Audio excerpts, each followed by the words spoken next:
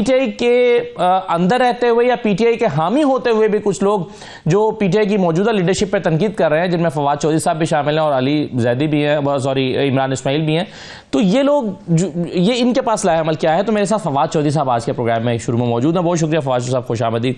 फवाद साहब, आप बड़ी सख्त तनकीद कर रहे हैं पीटीआई की लीडरशिप पे और नाम लेकर कर रहे हैं, 4-5 लोगों को आप टारगेट कर रहे हैं।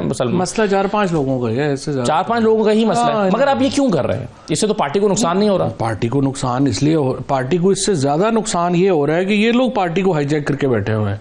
देखिए ना, पार्टी में आपने कहा है ना, अपने इंट्रो में कहा कि मुख्तलिफ किस्म के चैलेंजेस का सामना कर रही है पीटीआई। पीटीआई का सिर्फ एक ही चैलेंज है, वो है कि इमरान खान को बाहर कैसे लाना है। और पीटीआई इस वक्त हर काम कर रही है सवाए इमरान खान को बाहर लाने की किसी स्ट्रेटजी के। So this is our problem. इसमें तो वो बैरिस्टर गौहर साहब की स्ट्रेटजी है ना, वो कहते हैं कि अदालतों से इंसाफ मिलेगा और केसेस उनके खत्म होंगे, जल्द बाहर आएंगे वो। बिल्कुल सही बात है। अब 600 दिन तो हो गए हैं। यहाँ तो हालत ये हो गई है कि मैं आज देख रहा था कि वो कहते हैं कि हम इस पे भी अदालत जा रहे हैं कि इमरान खान के वकालतनामे नहीं साइन हो रहे।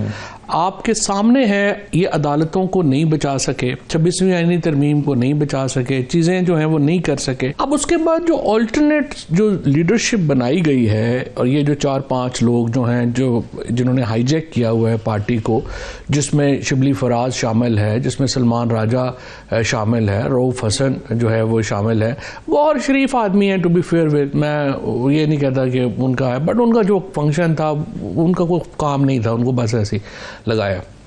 बट प्रॉब्लम यह है कि आप जब भी आप सारे जो रिपोर्टर या वकला जाते हैं जो खान साहब के साथ तारीख पे या उनके मुलाकात पे, आप किसी से भी पूछें, सिर्फ एक टॉपिक के ऊपर डिस्कशन होती है, निकालना किसको है और आने से किसको रोकना। तमाम जो वक्त है इमरान खान का वो इसी पे ही ये लीडरशिप लगी हुई है। पीछे जाते हैं जी, इतने सेनेटर्स को भी निकाल दें, इन एमएनएस को भी निकाल दें, ये फलाना भी साथ नहीं है, ये फलाना भी साथ नहीं है। तो जो स्ट्रेटजी है इनकी वो ये है कि सारे मर जाएंगे ना, हम फिर ही चौधरी रहेंगे। ये तो कोई स्ट्रेटजी ना हुई। इमरान खान को देखिए, मैं आप गवाह इस बात के, आपके प्रोग्राम में बहुत पहले से, इवन मैं तो जेल में था, वहां से मैं कहना शुरू हुआ कि आपको ग्रैंड पॉलिटिकल अलायंस बनाना पड़ेगा, आपको एक अपोजिशन अलायंस, खासतौर पर मौलाना की बात आप करते रहे, उन्हें लाना और इकट्ठा हो रहे हैं जो है वो करना पड़ेगा। अब आप देखें कि इनके इमेच्योर जो हरकतें हैं उसकी वजह से आज मौलाना और जो पीटीआई के दरमियान, कल आपने गफूर हैदरी साहब का सुन ही लिया है, वो कह रहे हैं कि पहले आपस में तो फैसला कर लें कि आप चाहते हैं क्या। इतनी इमेच्योर लीडरशिप जो है वो तो देखी ही नहीं कभी। यानी इनको आपने अभी जो है एक और इंट्रो में अपनी बड़ी सही बात जो है कही है, आपने अडयाला के बाहर आप मुजाहरा करने को तैयार नहीं है, ठीक है, आप समझते हैं नहीं हो सकता, ऑल्टरनेट आपने क्या दिया। इमरान खान का इस वक्त प्रॉब्लम यह है कि वो जेल में है। देखिए, उनको 3 चीज़ें जो हैं वो चाहिए। एक, उन्हें रेलिवेंट इन्फॉर्मेशन चाहिए, उन्हें पॉलिटिकल एडवाइस चाहिए, और फिर वो जो स्ट्रेटजी बनाए उस पर अमल दरामद चाहिए। इनमें से किसी के पास ये नहीं, ये सिर्फ बाहर आते हैं। और मैं तो हैरान हूँ कि यानी गवर्नमेंट का ये नैरेटिव कि नहीं वो बड़े कंफर्टेबल हैं, वो तो देसी मुर्गे खा रहे हैं, वो ये कर रहे हैं, गवर्नमेंट का नैरेटिव तो हो, पार्टी रोज यही साबित कर रही है कि उनको तो निकलना ही नहीं चाहते, वो तो जेल में रहना चाहते हैं। 100% इमरान खान बाहर निकलना चाहते हैं, वो पॉलिटिक्स करना चाहते हैं, वो जमहूरियत पाक की बहाली की तरह। फवाद साहब, आप जो कर रहे हैं, जो आप जिस तरह से आप तनकीद कर रहे हैं, आपके ख्याल में खान साहब इसको कैसे ले रहे होंगे? क्या वो समझ रहे होंगे ये पार्टी की सर्विस कर रहे हैं, या वो समझ रहे होंगे ये पार्टी को तो तोड़ रहे हैं? नहीं, खान साहब तो यही कह रहे होंगे ना, मुझे भी उन्होंने कहा क्या ना करो, ये ना करो, वो ना करो। लेकिन अब आप मुझे बताइए, अब शायद ना भी करें कोई फर्क नहीं पड़ता, बट प्रॉब्लम यह है 2 चीज़ें। एक तो पर्सनल वजह है कि 3 पॉलिटिकल कमेटी की मीटिंग होती है, तो आप एक्सपेक्ट करते हैं कि उधर से कोई पॉलिटिकल स्ट्रेटजी जो है वो निकलेगी। 3 पॉलिटिकल कमेटी की मीटिंग्स हैं, उनके बाद सिर्फ एक ही चीज़ निकल रही है, फवाद चौधरी का हमसे कोई ताल्लुक नहीं है, वो नहीं है। भाई मैं कदों तो रिश्ता कर रहे हैं, नहीं है तो नहीं है, तुझे छोड़ो, तुझे अपना काम करो, फिर हम अपना कर रहे हैं, तुझे अपना काम करो। दूसरा जो है वो ये है कि अगर मैं तनकीद नहीं करूंगा तो इनके तो लोशे लगे हुए हैं। आप अंदाज़ा लगाएं कि हमारी जो टीम, जो मीडिया की, हमारी पीटीआई की, जो 2015-16 से जो हमने बनाई थी, उस सारी को जो है वो या तो उन्होंने फारिग कर दिया या उनको तनख्वाहें ख़त्म कर दी हैं, सेक्रेटेरिएट बंद पड़ा हुआ है। वो कहते हैं फंड्स का मसला है, हमारे अकाउंट सीज हैं, तो हमें बड़ी अच्छी बात है, ये फंड्स का बड़ा सीरियस प्रॉब्लम है। तो फिर 36 करोड़ रुपया सिर्फ 2 वकीलों को फीसें क्यों चली गई? उनके लिए तो फंड्स थे। फिर आप मुझे बताइए कि रऊफ हसन साहब जो हैं वो पहले 5 लाख रुपए तनख्वाह लेते रहे, फिर अपनी तनख्वाह 7 लाख रुपए करके बैठ गए। वो क्यों लेते रहे? वो वापस करें पैसे जो उन्होंने वापस दिए। फिर MNAs MPs ने इनकी तनख्वाहों में अभी 300 गुना इजाफा हुआ है। देखें ना, आप इन MNAs का आपने इलेक्शन कवर किया है, मैं तो जेल में था, बट तमाम लोग आपको बताएंगे 1 रुपया नहीं खर्च हुआ इनका इलेक्शन पे।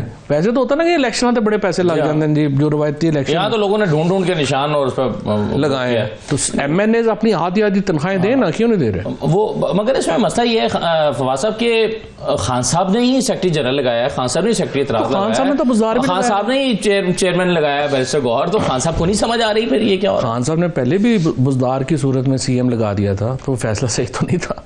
वो हम एक बुज़दार को रो रहे थे, उन्होंने 4 5 6 लगा दिए हैं। देखें, खान साहब के साथ तो हमारा बड़ा एहतराम का ताल्लुक है, मोहब्बत का ताल्लुक है।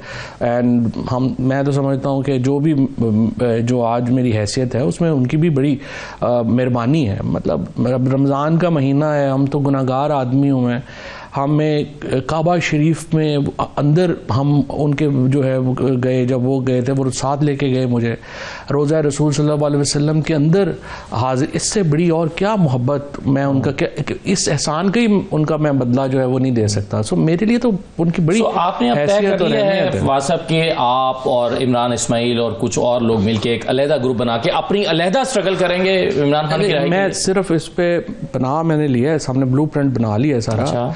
इमरान भी है और भी लोग हैं, पुरानी हमारी जो क़यादत के काफ़ी लोग उसमें शामिल हैं, MNAs उसमें बहुत सारे शामिल हैं, MPs भी शामिल हैं, इवन पॉलिटिकल कमेटी के कुछ लोग शामिल हैं। लेकिन मैं सिर्फ ये चाहता हूँ कि जो जिस तरह अभी आपने बात की ना कि जी आप ऑल्टरनेट ग्रुप बना के, मैं ये खान साहब के ज़रा पहले उन्हें जो है इस पर बताना चाहता हूँ कि सर बात यह है कि जो भी प्रॉब्लम है हमें आपकी रिलीज़ चाहिए। 1 पॉइंट एजेंडा है, अगर PTI से नहीं हो पा रही तो मेहरबानी करें हमें करने दें, ताकि उनके एक नॉलेज में और कॉन्फिडेंस में हो। आप ऐसा क्या करेंगे जो PTI नहीं कर पा रहे? देखिए, हमने सिंपल बात है, ये आज हमें दें, हम 1 महीने में अलायंस खड़ा कर देंगे, हम टॉक्स शुरू करवा देंगे, हम जो चीज़ें हैं वो उनको बेहतरी की तरफ। मौलाना के तहफ़्फ़ुज़ात जो अभी दूर नहीं हो पा रहे, आप कर लेंगे सर? 100% हम कर लेंगे। क्या है क्या वैसे तहफ़्फ़ुज़ात आपके इल्म में क्या है? देखिए, मौलाना के तहफ़्फ़ुज़ात बड़े जेन्युइन है। मौलाना की बात यह है कि पहली बात तो यह है कि वो समझते हैं कि PTI में बात किससे करें, कोई बंदा ही नहीं है, ना उनके कोई वाकिफ है ना कुछ है। दूसरी बात यह है कि देखें, PTI की ये जो लीडरशिप है इसने धोखा दिया है मौलाना को, 3 बार धोखा दिया, 1 बार भी नहीं। पहले कॉन्स्टिट्यूशनल अमेंडमेंट के ऊपर आप वो प्रेस, अभी आप देखें ना, पूरे ये सब लोग ब्लेम करते हैं कि मौलाना फजलुर रहमान 26वीं तरमीम लेके आए। आप जरा वो प्रेस कॉन्फ्रेंस चलाए ना जिसमें PTI साथ खड़े होकर कह रही है ये हमारी अमेंडमेंट है। तो जब आपने अब आप सब कुछ मौलाना पे डाल रहे हैं। फिर दूसरा देखें, आपने कहा कि हम नून लीग और पीपल्स पार्टी से मुज़ाकरात नहीं करेंगे, JUI से हम करेंगे। जब मुज़ाकरात की बारी आई, आपने मौलाना को भी डिच किया, आपने चशगज़ई को भी डिच किया, आपने बाकी अपोजिशन को डिच किया, आप अकेले जाके उनके साथ बैठ गए। मैंने फवाद साहब ये सुना है कि कल परसों जब खान साहब से मुलाकात हुई और ये सारे लोगों ने जब जाके आपके मुतालिक और लोगों के पार्टी के खिलाफ बात कर रहे हैं या लीडरशिप को तनकीद का निशाना, तो खान साहब ने कहा कि जी आप ऐसे लोगों का, ये इनका रोल ठीक नहीं है और आप ऐसे लोगों का जवाब न दिया करें। आपने भी सुना है ऐसी बात कोई हुई है? नहीं, मैंने नहीं सुना, लेकिन उन्होंने कहा है कि जवाब ना देने, मुझे भी उन्होंने कहा है कि ना जवाब दिया करो इन बेचारों का। क्या तो आपके ख्याल में खान साहब इन चीज़ों को ज़्यादा सीरियस नहीं ले रहे, इस तरह की शिकायतों को? मेरा ख्याल है खान साहब के पास उनके पास इस वक्त इश्यूज बड़े और होंगे। ये ऐसे ही है जैसे आप यूक्रेन वॉर में लगे हुए ट्रंप को कहें कि देखें जी वो बड़ा अपना ना, हमें आप फलानी कंपनी में इन्वेस्टमेंट चाहिए हमें आपकी। इमरान खान के पास उनकी भी इस वक्त जो टेबल है उस पर बड़े मसले हैं, ये मसला नहीं है। जैसे हम सऊदीज़ के पास जाते हैं बहुत बड़ी कोई डील्स करने के लिए और जाके कहते हैं कि जी उम्रा ज़रा प्रोटोकॉल ना करा दो। तो अच्छा, अब ये बताइए सर कि ट्रंप का आपने जिक्र कर दिया, तो ट्रंप से बड़ी उम्मीदें थी PTI को, क्या हुआ? वो उम्मीदें दम तोड़ गई हैं या अभी बरकरार हैं? देखिए, मेरा ख्याल है it's too early to conclude. हमारी हुकूमत तो बहुत बगलें बजा रही है, खुश है, वो तो कह रहे हैं ईद से पहले ईद हो गई है। लेकिन जो मुझे लगता ये है कि अभी ये 20 अप्रैल तक जो है उनकी जो पॉलिटिकल स्ट्रेटजी है विज़ पाकिस्तान वो आएगी, और वो इमरान खान के या जो पाकिस्तान में जो डेमोक्रेसी है वो प्रो डेमोक्रेसी होंगे। मुझे ये लगता। सही है। तो और उस सिस्टम में प्रैक्टिकली वो क्या कर सकते हैं? मतलब एक खत भी लिखा, हमने देखा, खत नहीं इनफैक्ट मजमून छपा था इमरान खान साहब का, उसमें उन्हें प्रैक्टिकली करने की क्या ज़रूरत है, बस एक ट्वीट ही करनी है। और बाकी अमेरिका ने कनाडा को जो है वो आपका ख्याल में क्या फ़ौजें भेजी हैं और वो हिल गया है? आपके ख्याल में जर्मनी में उनने फ़ौजें भेजी हैं, वो हिल गया है? तो ये अमेरिका का हर वक्त का एक इन्फ्लुएंस होता है, अमेरिका का बहुत इन्फ्लुएंस है। ये जो हम IMF या वर्ल्ड बैंक करते हैं वो बेसिकली तो हम अमेरिका ही कह रहे हैं ना, ये इदारे तो अमेरिका के हैं।